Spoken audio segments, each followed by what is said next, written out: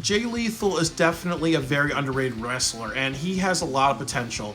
Ric Flair even says that if he was given a chance in WWE, he would definitely be a top star. And it's really sad to see how he was very underutilized in TNA wrestling, where he was even let go because of budget cuts. And also how in AEW he's not utilized to his full potential. He really is just doing nothing but palling around with Jeff Jarrett in AEW.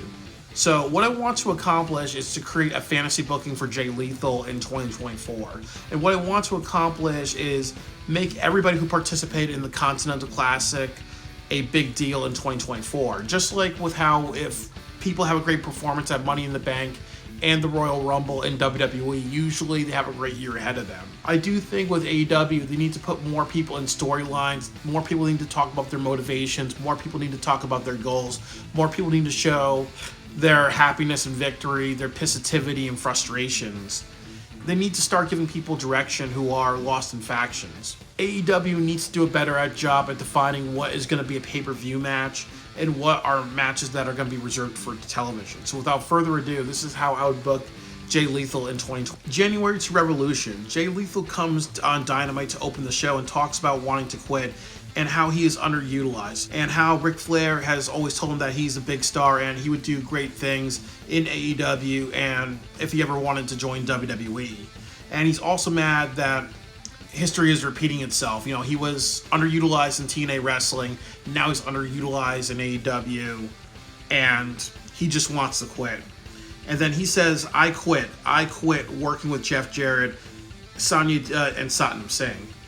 So the three of them come out, and there are matches created between Satnam Singh and Sanjay Dutt and Jeff Jarrett. Satnam Singh and Sanjay Dutt, obviously those would be matches for either Dynamite or also Collision.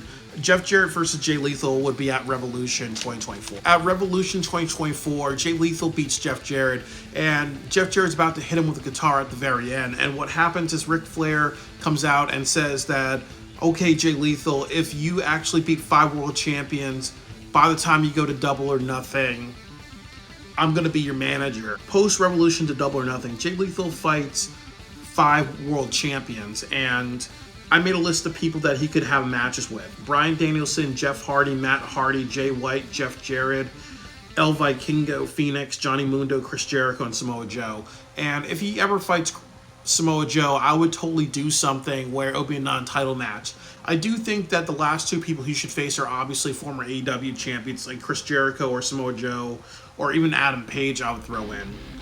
This would be good because what happens is Ric Flair will come out and then he would comment on the performances that he's seeing, what he likes about other wrestlers, what he likes about Jay Lethal, and then also you kind of make these like nail-biter matches. Like these would definitely be great shows to headline Dynamite and Collision, and then maybe 1 or 2 of these, maybe one match should headline a Rampage show. So at Double or Nothing, Ric Flair and Jay Lethal are doing a bunch of promos, and they're talking about how they want to face Eddie Kingston and take his Triple Crown Championship. What I would honestly do is have Jay Lethal win, and I would have Eddie Kingston go off to fight Samoa Joe, because I do think that Eddie Kingston and Samoa Joe would be a really great match.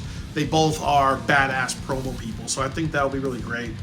And on his way to Forbidden Door, he's going to fight these people. He's going to be fighting New Japan Pro Wrestling people every single week. Ric Flair is going to announce it.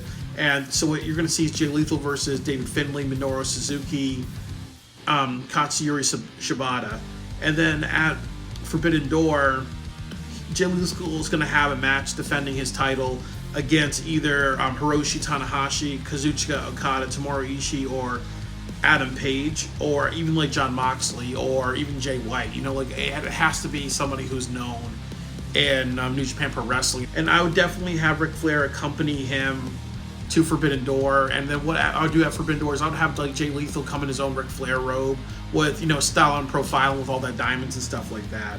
Wembley Stadium, there's a couple of people that Jay Lethal can fight over the Triple Crown. It could be either Jay Lethal versus Eddie Kingston rematch, or Darby Allin, Adam Page, Chris Jericho, or Kenny Omega. Have Jon Moxley versus Jay Lethal. Jon Moxley wins, and then now he is the person to beat during the Continental Classic. Jay Lethal eventually feuds with the AW Championship.